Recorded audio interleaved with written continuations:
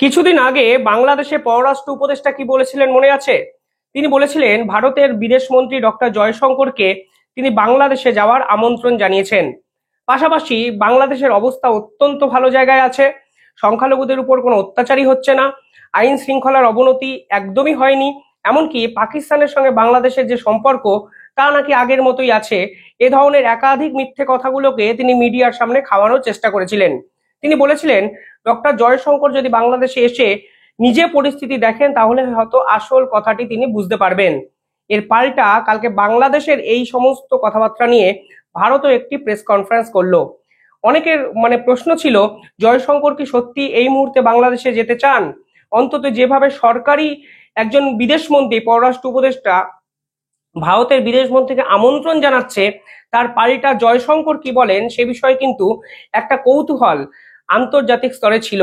কারণ আপনারা জানেন নরেন্দ্র মোদী এবং ডোনাল্ড ট্রাম্পের মিটিং এর পর ঘটনা প্রবাহ অতি দ্রুত গতিতে বদলাতে শুরু করে। কিন্তু সব থেকে ইন্টারেস্টিং বিষয় হলো পাকিস্তান কিন্তু বাংলাদেশকে কার্যত ডমিনেট করতে শুরু করে। আর এই দৃষ্টি এই পটে ভারতবর্ষ কি করেন কিংবা জয়শঙ্কর বাংলাদেশে যাবেন কিনা এর উপরেও কিন্তু সাউথ ইস্ট এশিয়ার যে পলিটিক্স তা কিন্তু ভীষণ মাত্রায় ডিপেন্ডেন্ট হয়ে পড়ে। কিন্তু জয়শঙ্কর সরাসরি কালকে জানিয়ে দিলেন এই মুহূর্তে তিনি বাংলাদেশে তো যাচ্ছেনই না, উল্টে পাকিস্তানের সাথে বাংলাদেশের এই সম্পর্ক যে তিনি ভালোভাবে নিচ্ছেন না তা কিন্তু স্পষ্টভাবে জানিয়ে দেওয়া হলো। আর তিনি যে কথাগুলো বললেন তাতে বাংলাদেশের এই পল্টু মস্তান উপদেষ্টা সমন্বয়করা আদতে যে চিন্তা করতে শুরু করে দিয়েছেন তা তো বলাই চলে। এই পল্টু মস্তান সমন্বয়করা কি বলেছিল মনে আছে? তারা বলেছিলেন আমেরিকার পররাষ্ট্র নীতির উপর বাংলাদেশের কিছু ডিপেন্ডই করে না, অথচ তাদের দেশের সরকার এখন আমেরিকার ডোনাল্ড ট্রাম্পকে চিঠি লিখে হাত জোর করে ভিক্ষা করছে তারা যেন এই অর্থ সাহায্য বন্ধ না করেন। অর্থাৎ সেই ঘুরে ফিরে আমেরিকার কাছে ফিরে যাওয়া, সেই ঘুরে ফিরে খাদ্যের জন্য চাল ডাল মুসুর ডাল ডিম এসবের জন্য ভারতের কাছে হাত জোর করা, এ বাংলাদেশে যেন নিত্য নৈমিত্রিক একটা দৃশ্য। শুধু শুধু হাসিনার বিরুদ্ধে ষড়যন্ত্র করে এরা দেশকে ডোবালেন। আসলে সেই ভারত, সেই ডোনাল্ড ট্রাম্প, সেই আমেরিকা এবং সেই দেশের সাধারণ মানুষের প্রতি বিশ্বাস এবং ভরসা ছাড়া মোহাম্মদ ইউনূস সরকার সে 6 মাসে কিছুই যে করে উঠতে পারবেন না, পারেননি এবং পারবেন না তা কিন্তু বোঝাই যাচ্ছে।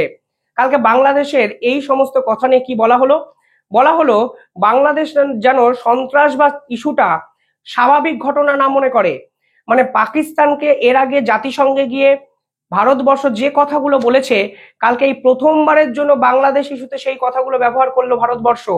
আপনারা জানেন কাশ্মীর নিয়ে পাকিস্তানের সঙ্গে যে আমাদের যে সম্পর্ক ভারতবর্ষের যে সম্পর্ক তা কিন্তু নতুন নয়, কিন্তু সম্প্রতি জাতিসংঘে গিয়ে পাকিস্তান এমন নাচানাচি শুরু করে দিয়েছে এবং কাশ্মীর নিয়ে অবসেশনে ভুগছে, তার পাল্টা দিতে গিয়ে ভারতের বিদেশ দপ্তরের পক্ষ থেকে জাতিসংঘে গিয়ে এই পাকিস্তানকে কিন্তু কার্যত ধুয়ে দেওয়া হয়েছিল। সে বিষয়ে কিন্তু আমি পূর্ণাঙ্গ একটি ভিডিও এর আগেই বানিয়েছি। কিন্তু কালকে বাংলাদেশের মাটিকে ব্যবহার করে পাকিস্তান ভারতকে অশান্ত করার যে ষড়যন্ত্র করছে তার পাল্টা এই প্রথমবারের জন্য দিল ভারত সরকার। তারা পরিষ্কার বলল সন্ত্রাসবাদ কখনই কোনো স্বাভাবিক ঘটনা নয়, আর পাকিস্তানের সঙ্গে বাংলাদেশের এই সম্পর্ক অত্যন্ত সিরিয়াস ভাবে ভাবছে ভারত।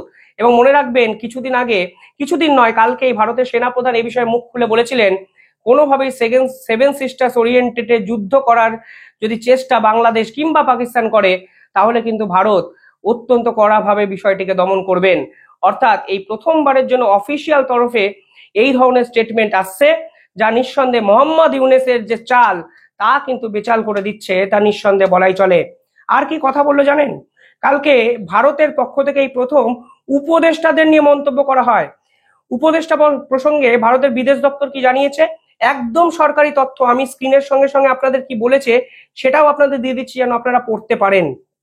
এতদিন এই উপদেষ্টা সমন্বয়করা ভেবেছিলেন যা ইচ্ছা তাই বলা যায়, একটা দেশকে সম্পর্কে একটা দেশের রাজনীতি না বুঝে কূটনীতি না বুঝে যা ইচ্ছা যেমন খুশি মন্তব্য যেন করা যায়, এতদিন এই উপদেষ্টা বা পাড়ার এই ছাত্র নেতারা মনে করছিলেন।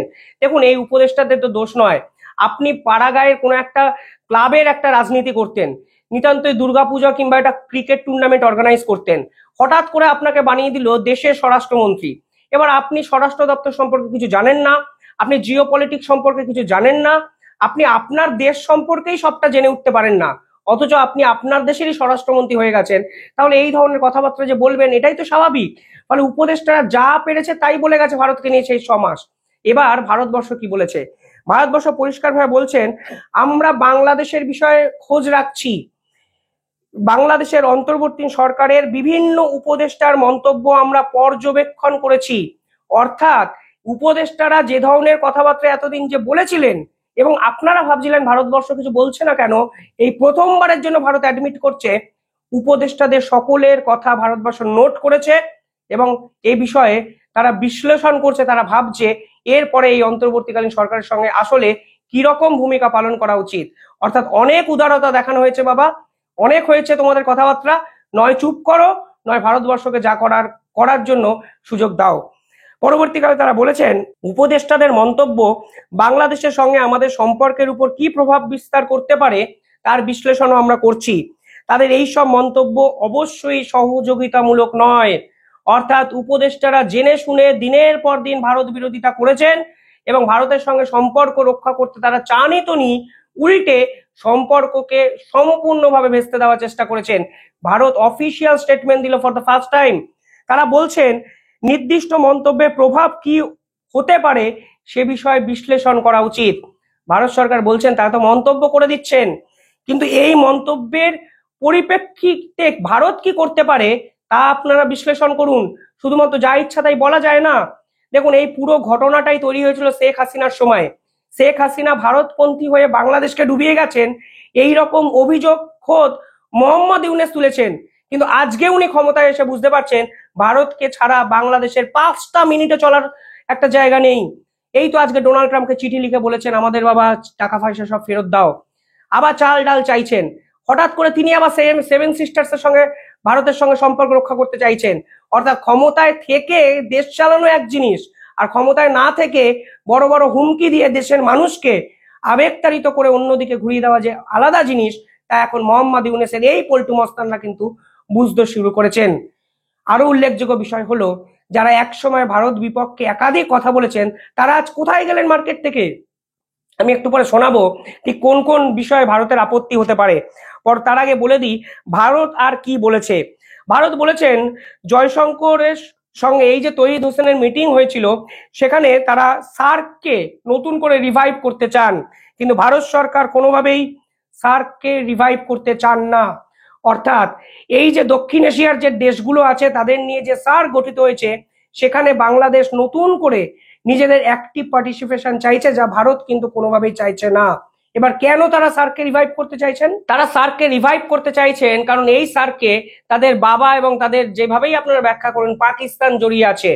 অর্থাৎ ভারতবর্ষের স্ট্যান্ড পয়েন্টটা খুব স্ট্রং, যেখানে পাকিস্তান আছে সেখানে কোনো মিটিং ভারতবর্ষ অ্যাটেন্ড করবে না। সে সময় শেখ হাসিনা ভারতকে সমর্থন করেছিলেন, আর আজকে মোহাম্মদ ইউনূস চাইছেন পাকিস্তানের সঙ্গে ভারতবর্ষ একই টেবিলে বসে মিটিং করুন, যেখানে জয়শঙ্কর বলছে সন্ত্রাসবাদ এবং আলোচনা একই টেবিলে বসে হতে পারে না।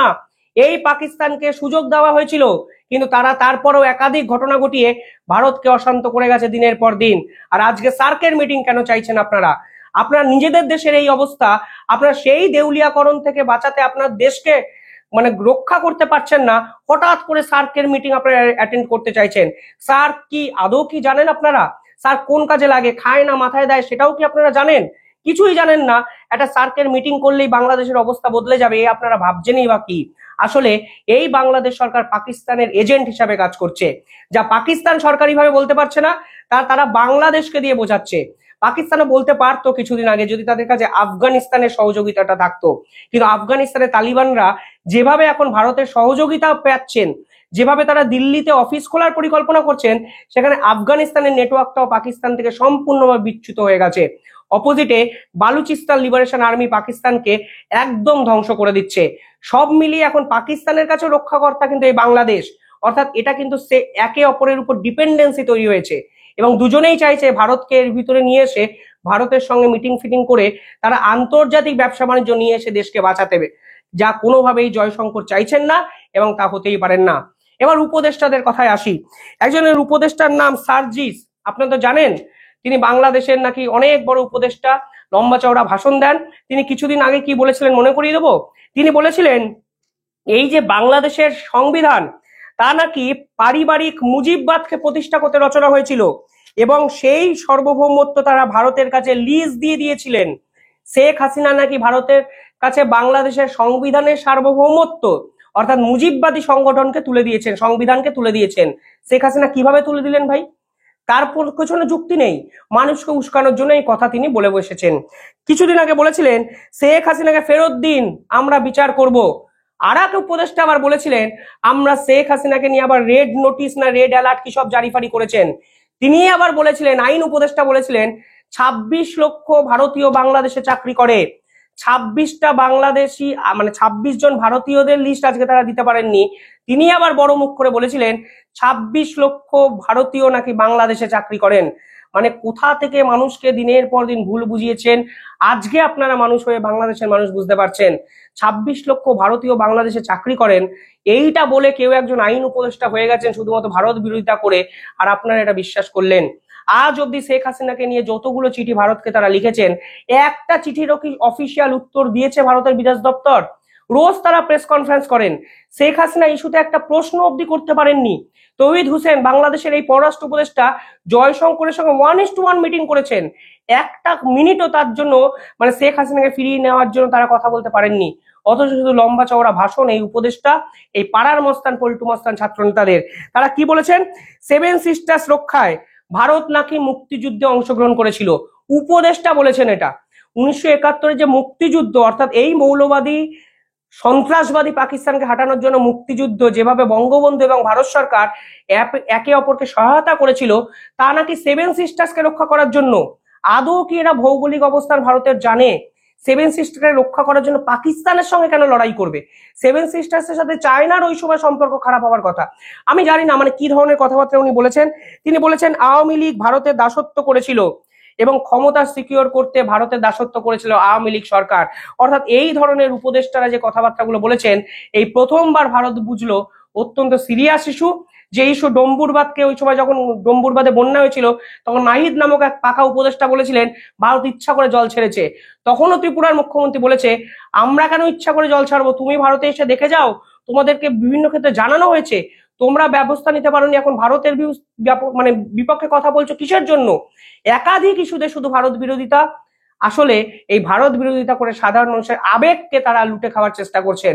উল্টো দিকে আবার ভারতের থেকে চাল ডাল গম ডিম দুধ সমস্ত কিছু নিচ্ছেন, এমনকি ডিজেল পাইপলাইনে ডিজেল নিচ্ছেন, বিদ্যুৎ নিচ্ছেন। বাকিটা আর কি থাকলো? অকারণে মানুষকে ভুল বোঝানোর দিন শেষ। উপদেষ্টাদের কড়া মার্কিং করলো ভারত সরকার। আপনারা কি ভাবছেন কমেন্টে জানাবেন।